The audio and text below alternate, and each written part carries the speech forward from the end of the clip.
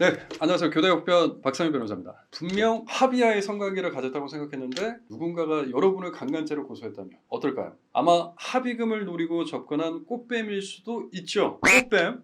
옛날 얘기다. 아닙니다. 최근까지도 이른바 꽃뱀 사기, 꽃뱀 협박에 휘말려서 사건 의뢰가 꾸준히 들어오고 있어요. 자, 오늘은 이른바 꽃뱀의 사기 유형 또는 협박 유형과 그 대처 방법에 대해서 소개해드리고자 합니다. 자, 꽃뱀의 유형에는 여러 가지가 있는데 첫 번째, 클럽이에요. 클럽에서 만나서 자연스럽게 잠자리를 가지고 바로 이어서 더 자연스럽게 성폭행으로 신고하는 케이스. 클럽이나 술집에서 만나서 하룻밤을 보내고 난 뒤에 여성이 성폭행을 당했다고 주장하는 거죠. 이러한 사건들은 그날 처음 만난 경우가 대부분이고요. 이런 경우에 직면하면 당사자는 이와 같은 갑작스러운 상황에 당황해서 합의금을 주고 빨리 사건을 무마하려고 하는 경우가 많죠. 자, 두 번째 유형입니다. 의도적인 접근. 여성이 의도적으로 스킨십을 유도한 후에 강간죄로 여러분을 신고하는 거예요. 여성이 남성에게 의도적으로 접근해서 술을 먹인 다음에 강간을 당했다라고 신고하는 타입이죠. 첫 번째 유형과는 반대로 서로 알던 사이인 경우가 대체로 좀 많은 편이고요. 특히 돈이 많은 남성에게 금전을 갈취하기 위해서 행해지는 전형적인 수법 중에 하나다. 세 번째 유형입니다. 만남 어플이에요. 어플을 통해서 자연스럽게 만나고 성관계를 하고 성폭행으로 신고하는 케이스죠. 만남 어플 등에서 실제로 만나서 성관계를 가지는 남녀가 요즘에는 참 많죠. 하지만 서로 얼굴도 모르고 만나다 보니 뒤끝이 안 좋은 경우가 종종 있습니다. 성관계 후에 성관계 자체가 마음에 들지 않아서 또는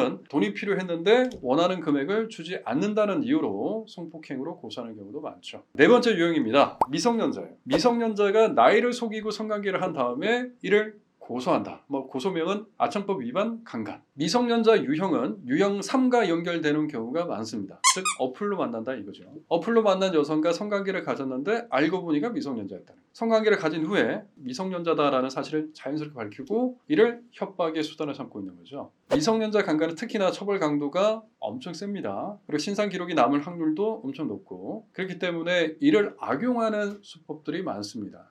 받을 타격을 미리 예상하셔서 순순히 합의금을 주는 경우도 많죠. 이 같은 유형들의 공통점은 뭐예요? 장기적으로 봤을 때 합의금을 목적으로 모든 것이 이루어지고 있다는 겁니다.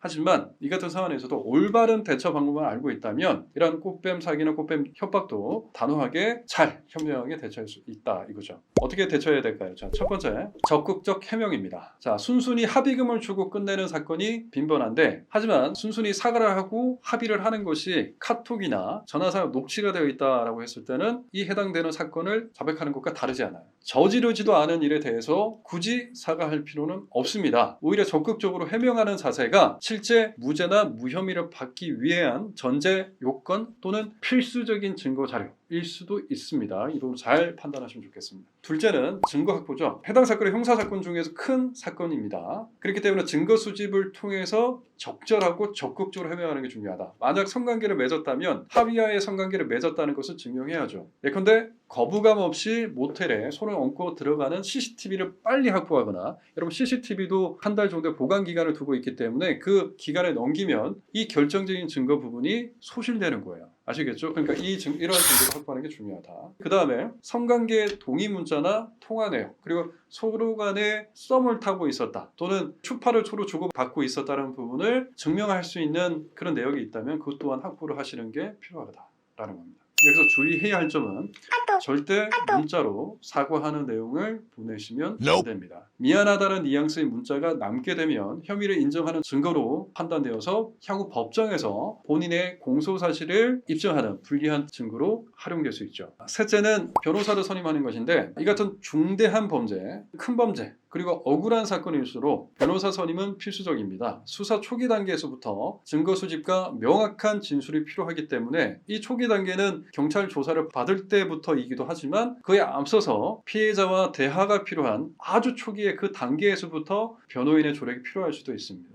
그때 만약에 진술을 잘못하고 말을 번복하게 되거나 죄를 인정하는 부분 예컨대 이런 경우도 많죠. 술을 취했기 때문에 야, 나 기억이 안 난다 이런 말을 하는 경우가 있는데 그런 말을 하게 되면 정말 불리하게 진행될 수 있습니다. 최악의 상황이 벌어질 수 있음을 인지하고 계셔야 되겠습니다. 자신이 잘못이 없다고 적극적으로 대처하지 않으면 처벌을 받게 될 뿐만 아니고 향후에 본인이 받을 사회적인 낙인까지도 감수하셔야 되기 때문에 조심 또 조심하셔야 돼요. 그 잘못은 모두 본인이 짊어지고 가야 되고 처벌을 받은 뒤에 후회한다면 너무 늦습니다. 애초부터 꽃뱀 사기, 꽃뱀 협박에 당하지 않도록 하는 것이 중요하지만 이미 사건에 휘말렸다면 제가 말씀드린 그 부분들 잘 상기하시고 적극적으로 현명하게 대처하시길 바랍니다.